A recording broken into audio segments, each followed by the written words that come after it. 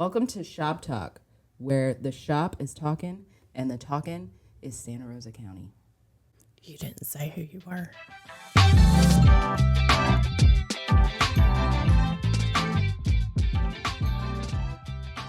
So I'm Brittany Ellers. I will be hosting today's Shop Talk, and today I'm joined by Tambre, building official for Santa Rosa County. Welcome. Thank you. Good morning. Good morning.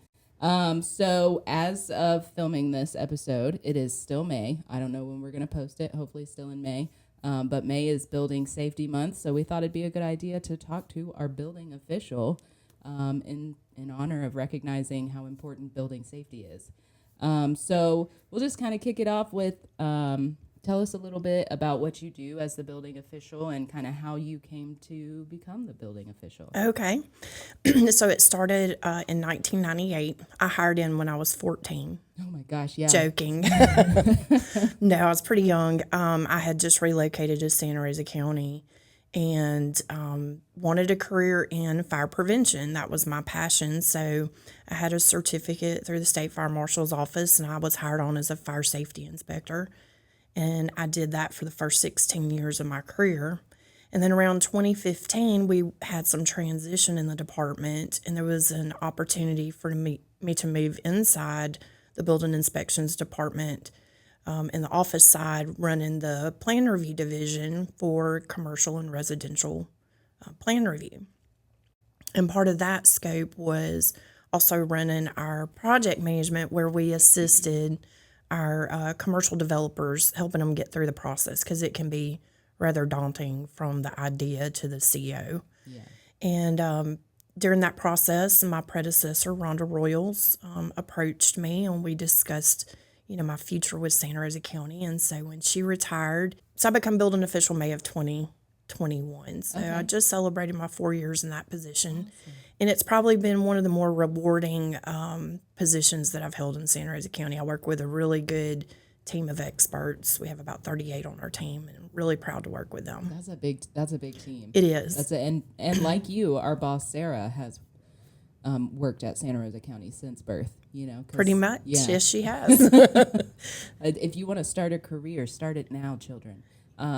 So let's talk a little bit about your team and kind of what your day-to-day looks like for you guys. So we have really two distinct teams within our department. We have our technical team, which is comprised of our inspectors and plans examiners. And most of them hold maybe one or two up to three different disciplines of licenses through DBPR.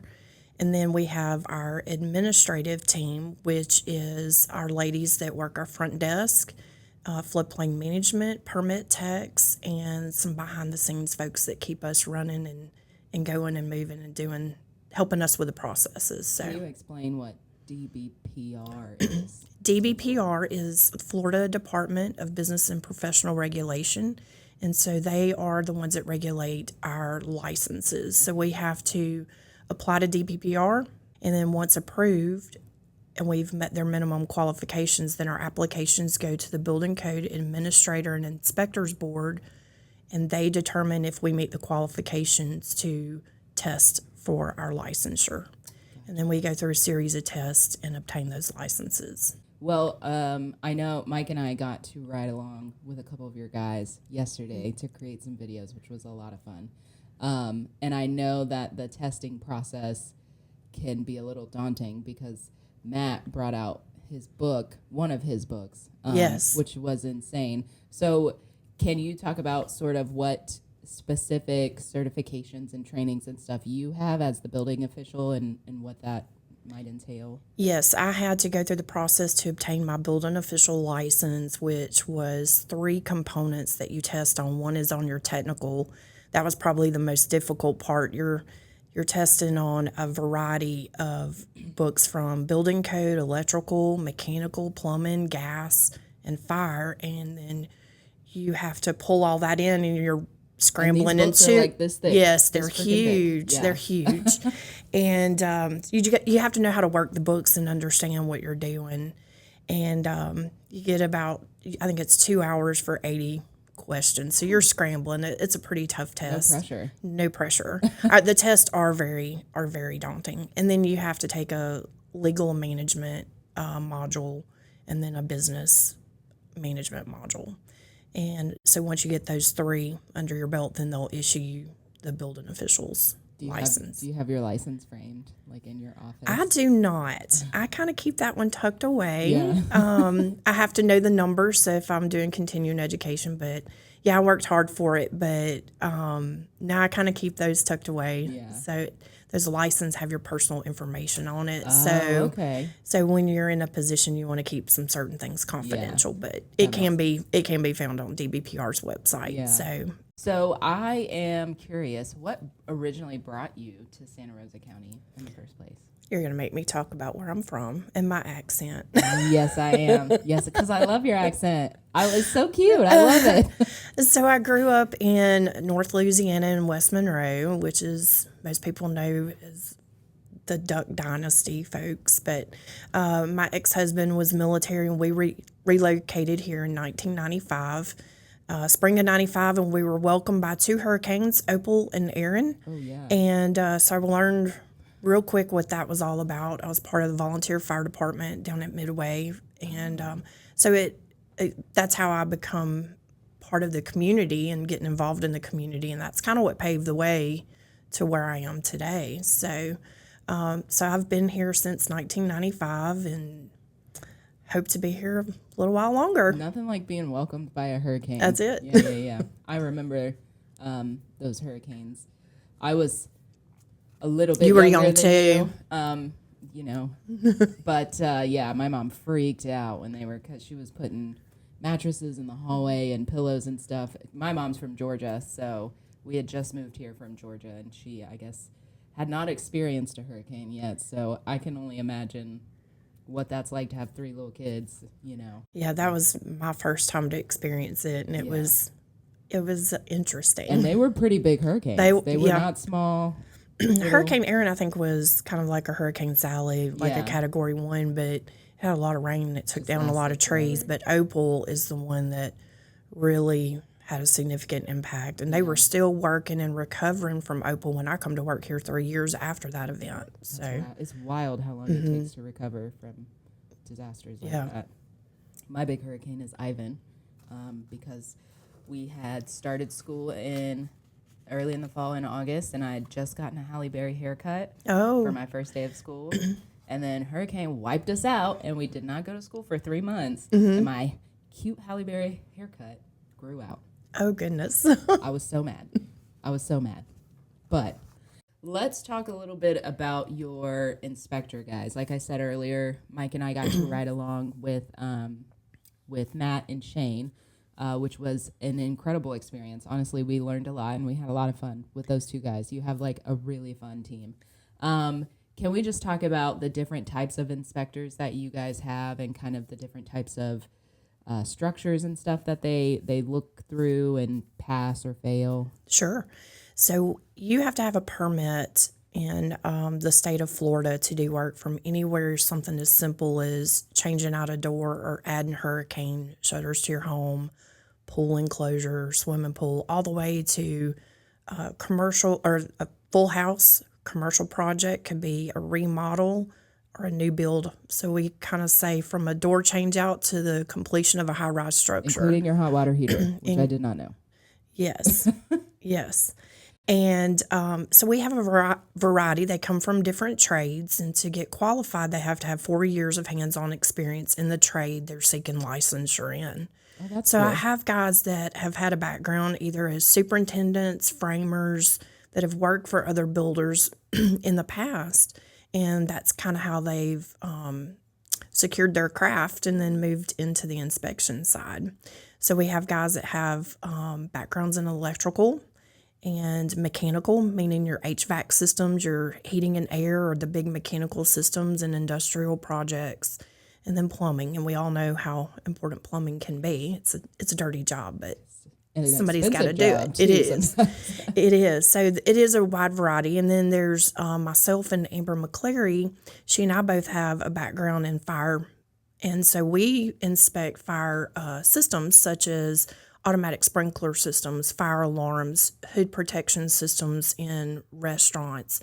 And then we're responsible for doing continuing fire prevention inspections after a building is completed and folks are in there. So we work real close with other jurisdictions, other fire departments in the county. Oh, that's very cool, the fire inspection stuff. You don't really think about all the things that need to be kind of passed or failed before you can open your business or move into your house, and how important it is. Like, something electrical can burn down your house. Absolutely. It's wild. Absolutely. And another thing that we're responsible for that's really not, we all kind of have to know a little bit about it, and that is American Disabilities Act. So Florida has adopted the DOJ accessibility code, so we enforce that. And then we also have energy and sustainability, so we have an energy code that we work out of as well. And that's, to just keep the environment in some green capacity type stuff. Okay, cool. So. Yeah, I didn't think about that either. Mm-hmm. Trying to, I live in a house that was built in the 50s. So that has been interesting. Oh, I can imagine. We have had some plumbing issues, and have basically been told you have to redo all of your plumbing because it's so old. Yes. So we're just, working through that on our own at the moment. But yeah, and then our electrical, we had some what was called cloth wiring for a while. Yeah, that is.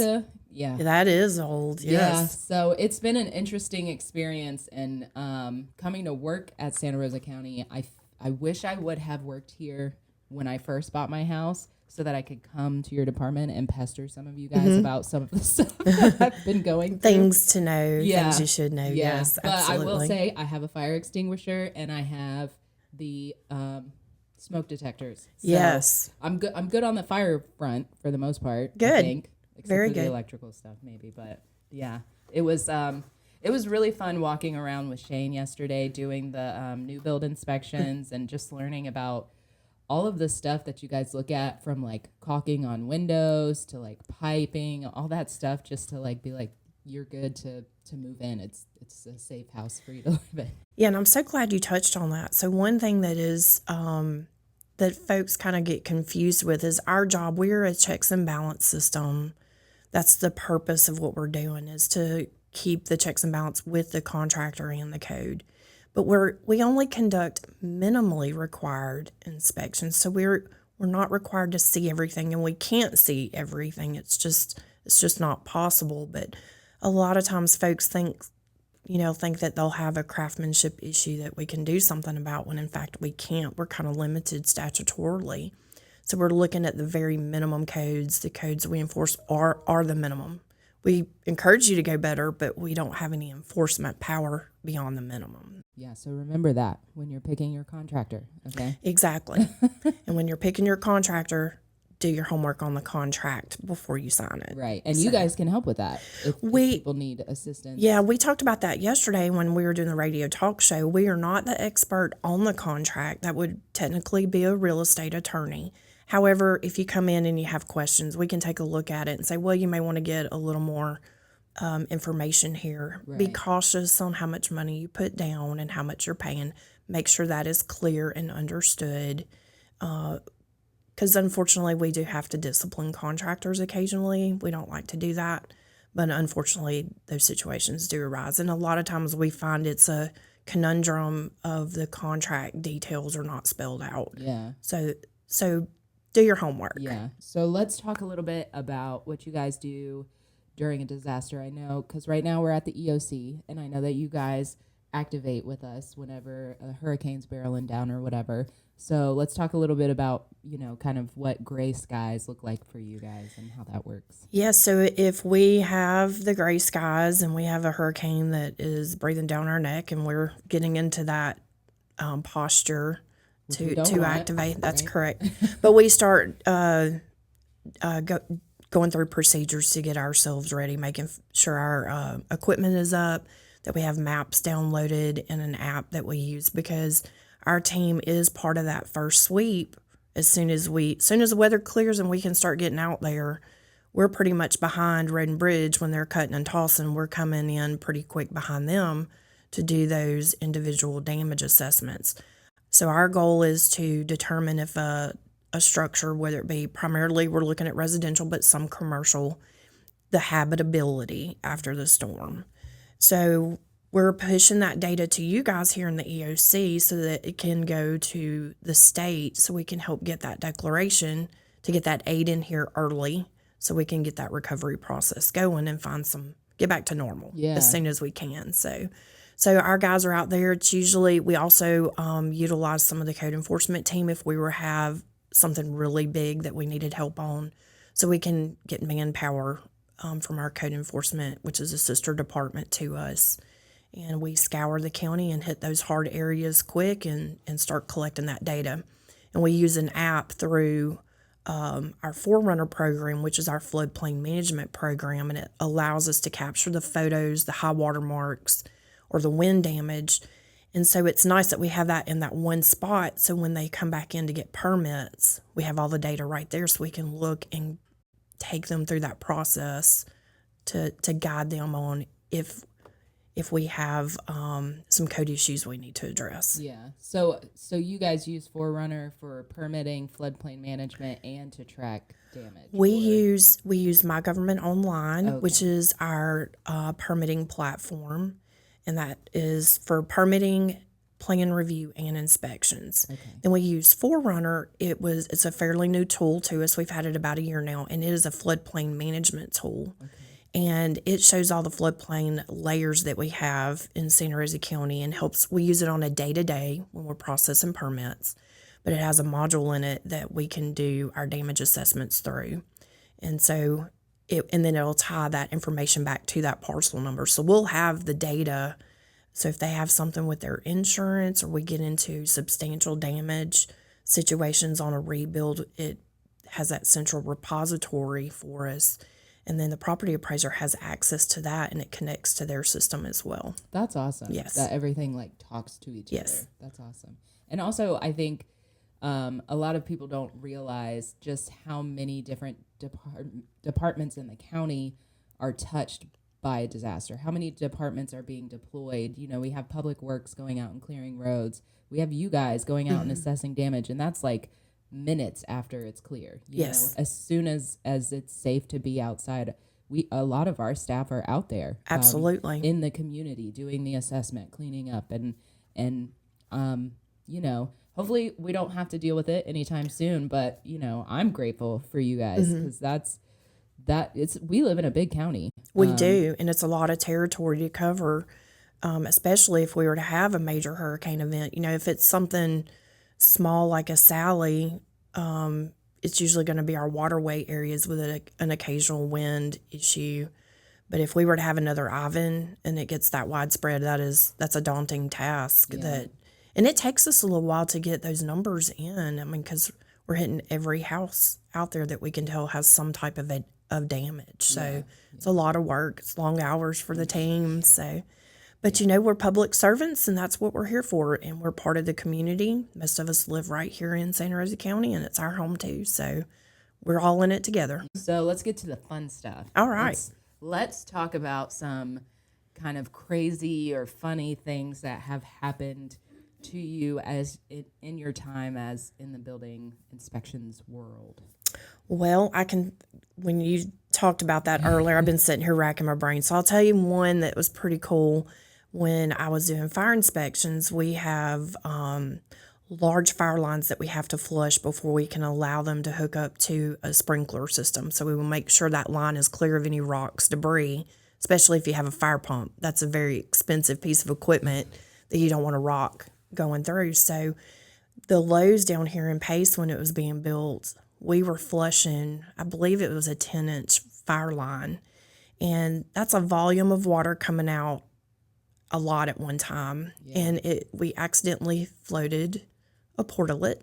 Oh. And so they had to chase the portalet to secure it. So that was one. I'm going to write a book one day. I think you should. You've piqued my 26 years of what we've encountered. Yeah. And then a couple of years ago, one of our inspectors, we had a 2-story house, and he couldn't see the roof. They had a roof, re-roof done, and he needed a longer extension ladder than what we had, so he had reached out to the contractor. And I got a phone call, and the guy that owned the house was out of town in Colorado, and he said, "Ma'am, think I have a peeping Tom at my house, and it's a vehicle from the county, and they said it's from your department. It says building inspections on it." So we got to talking. He had a neighbor across the road that had been watching his house while he was gone, and so I started looking. I got the address from him, and I was like, "Yes, sir, I see you just had a roof." I said, "I bet you that's one of our inspectors trying to do a roof." He said, "Okay, I'll call my neighbor and tell him to stand down." So had the neighborhood watch. So they thought they had a peeping Tom, and That then is hilarious. yeah. So Also, neighbors, mind your business sometimes. Okay? sometimes, yeah, Lord. yeah. So we have a little bit of it all. Sad stuff. We've had people come in, and they were very confused with what was going on at their house, and they were experiencing maybe some type of hallucination, Oh no. and we're trying to navigate that. That was pretty difficult. They ended up in code enforcement, and they were successful in trying to help them understand. But Good. they had people that had moved into their attic allegedly, and they didn't know how to get them out. So, but there were no people. There were no. Okay. Okay. Oh my. They were experiencing a medical issue or something of that. Oh so man, that's scary though. it is. It's It's very scary. scary thing to encounter, like as an employee. Yeah. But you've seen those TikToks, right? Where people are like, "I just bought this house, and I keep hearing all these noises," and then they like put their phone up in their attic, and there's like a dude just like hanging out in their attic, you know? No, I don't think I've seen that one. Ooh, things of nightmares. I think a lot of them are probably staged, but like they stick with me.